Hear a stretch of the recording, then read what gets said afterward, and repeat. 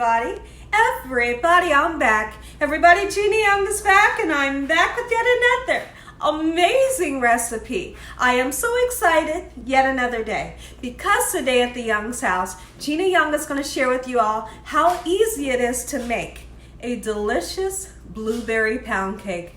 This blueberry pound cake, it is bomb. It's so easy to make. It doesn't require a lot of ingredients, and you make it Gina Young style, it's gonna be so tasty. Y'all never had my blueberry pound cake before. You better make you some. Here are the lovely ingredients you will need. The first thing that you will need is some blueberries, and you're gonna need 2 cups of blueberries. Make sure that they are fresh blueberries. Now, I'm gonna be honest with you. You can use frozen if you want, but frozen has a lot of water content to them, and your pound cake might turn out kind of bluish. So I would highly suggest getting some nice fresh ones. Wash them off, 2 cups. You will need some fresh lemon. You're gonna also need some powdered sugar because we're gonna make a lemon glaze. You're gonna need some Crisco here, and also 6 large eggs. You will need 3 sticks of butter. This is salted butter. Okay, you can use unsalted. If you use unsalted, you'll need a pinch of salt. You're going to need a little bit of vanilla, 3 cups of sifted all-purpose flour. And you will need 3 cups of white granulated sugar and a couple of spices so we can spice everything up. Here's what you'll need this way. You will need 2 teaspoons of baking powder. And those of you that are using unsalted butter, grab you a pinch of salt. Make sure your hands are impeccably clean. Let's get started with this really quick and simple, yet so tasty dessert. I am so excited for this pound cake recipe. I grew up on homemade pound cake. My grandma Lucille made probably the best pound cake out there, and she could just put it together blindfolded with her hands behind her back. It was so easy, and I always used to love just sitting right there at her kitchen table watching every single thing that she did. And you all may have heard this story before, but what she would do is she would have me cream the butter and sugar. That's what we're going to do right now. So let's get to creaming our butter and sugar. That's the first thing that you want to do, and then we'll talk about the story. So let's go ahead and get our 3 cups white granulated sugar into our stand-up mixer. If you don't have a stand-up mixer, don't freak out. It's okay. You can do it all by hand, or if you have one of the handheld beaters that has the 2 beaters, you can use that. Okay, so what you're going to do is you want to cream the butter and the sugar together. And what my grandma would always say is she would have me mix it in a bowl, in a wooden bowl with a wooden spoon, and she would say keep on mixing until it gets nice and fluffy and the sugar becomes silent. Well, it felt like I was mixing and mixing and mixing for days, and I used to hate it. But growing up and learning how to cook, you really need to mix that butter and sugar together well until the sugar gets nice and silent. And what I mean by silent is, like, right now the sugar will be really loud, and you're going to hear that when we start the mixer. But then eventually it's going to get nice and silent. And once that happens, you're done creaming the butter and sugar. Okay, so let's get our sticks in here. Like I said, 3 sticks. My sticks of butter are salted, so I'm not going to use that pinch of salt. Okay? Those of you, I'm just going to repeat myself again. If your butter is salted, don't use it. All right? So there's our butter, and you want to make sure your eggs and your butter is room temperature. So I've literally had the eggs and I've had the butter out for about 4 hours. So you can see that it's nice and soft. It's not melted, but it's nice and soft and room temperature. And the eggs have been sitting out for about, let's just say, an hour. So let's go ahead and start to cream this butter and sugar together just like so. All right, and starting it off on a low speed, and you're gonna see this yellow of the butter turn to a really vibrant, bright color. It's gonna take a while, be patient. So I want you all to take a look at the butter and the sugar and how the color that we've achieved with the butter. It did get nice and bright, and it looks really fluffy and creamy. Take a look. This is what it looks like. It's beautiful. And it did get silent. I felt like I was creaming that butter and sugar forever. What we're going to do is we're going to go in with some vanilla. And I'm going to be honest, I don't measure the vanilla, guys. That's one thing I don't measure. I just want a lot of it in my cake. Okay, so what we're going to do is we're going to turn this on, get the vanilla incorporated, and when I come back, we'll get started on our dry ingredients, just like so. Now, if you hear a little bit of noise in the background, it's just my dryer. Don't freak out. Okay, here's what we're going to do. Now, let's take our 2 teaspoons, and I'm going to level it off. This little thing right here is so you can take your spoon and do this to level off your spoon just like so. See that right there? There's 1 teaspoon. Baking powder. This is not baking soda. I know it's very easy to get the two mixed up, but this is baking powder. Okay, so now that we have that in, I'll be right back. If you're using unsalted butter, now's your time to put just a pinch of salt in with your dry ingredients. It's very important that you have some type of salt in with your desserts, especially this pound cake. You need the salt to bring out the brightness of the flavor, if you can understand it, okay? So now, since my butter has salt in it, we're not going to use that pinch of salt, but let's get this well incorporated. Now, what I have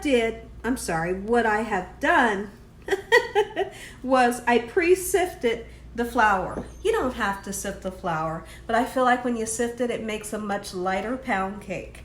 Okay, so now that we have this well incorporated, the next thing that we need to do is we need to start incorporating our flour into the creamed butter and sugar and vanilla. And when we put it in, we're going to do a little bit at a time. You don't want to take this whole thing and just throw it in. If you take this whole thing and just throw it in, you're going to have flour all over your face. So let's see. Let's put a little bit in, just like so. And then what we're going to do is we're also going to crack 1 egg. Get 1 egg in also to help mix up the mixture. You can start it off on a low speed, just like so. And then once that gets incorporated, we'll go back in with some more flour, back in with another egg. We're going to do 1 egg at a time, okay? Ready for more flour, and then we're going to be ready for another egg. All right, get that egg in there. Back to the mixing process, just like so. I couldn't be more, I'm so excited to have this pound cake for lunch, for dinner, and dessert, and wake up the next morning and eat some again. So I put the last bit of flour in, and so we want to get that nice and incorporated, but let's go ahead and also get 2 eggs in, okay? Beautiful, nice, fresh eggs. Make sure you use large eggs for this recipe. Okay, in we go with the 2 eggs, that last bit of flour. Let's get everything well incorporated, just like so. And what I want to do is I need to talk about the blueberries really quickly. If you don't take flour and coat your blueberries in the flour, your blueberries will sink to the bottom. Now, there's been plenty of times where I've coated my blueberries in the flour, but somehow they sunk to the bottom, but you still have a delicious cake. But I find that if you're lucky, that's all I can say. You will coat your blueberries just like so. I have about a half a cup of flour, and we're just going to do a number like this. Get those blueberries nice and well coated. And then once we're done mixing up all of our mixture, okay, this makes the blueberry nice and airy so it kind of floats around in the batter. But what I love about pound cake batter is the texture of it will hold the blueberries, and they're going to be all throughout your gorgeous cake. So this is what I want for your blueberries to look like before they go into the mixture. And don't put them into the mixture until the last minute. As soon as your mixing is done, we're going to fold them in just like so. And we're not going to use this beater to mix them in, otherwise they'll get all broken up. So now that our mix is well incorporated, let's put our blueberries in, okay? So now what you're gonna do is kind of use your fingers to sift a little bit of that flour off, okay? We're gonna drop them in, just like so, in this manner. All right, and we're gonna do a little bit at a time, okay? Now that we have them in, I'm gonna turn this. I'm gonna do a nice gentle turn. Be gentle with these blueberries. Don't go in breaking them all up like you're crazy or something. You know what I'm talking about. Let's get those blueberries all through the middle, down in the bottom, all through the sides. And then what we'll do is we'll sneak a few blueberries in the top once we get it into the pan. Okay, everyone, so now that we have our blueberries nice and folded in, let's talk about the pan you're going to use. If you're going to use a pan that's dark colored like this one, you want to reduce the temperature from 350 to 325. Okay, now I like to oil my pan with the Crisco. You can use the spray on, you know, the spray on kind that has the flour in it, but this is what I like to use because it always assures me that my cake is not going to stick. So now what I'm going to do is I'm going to sprinkle, a little too much flour in, and that's okay. But what we are going to do is we're going to shake that flour around just like so. And we want to really get the flour in the middle.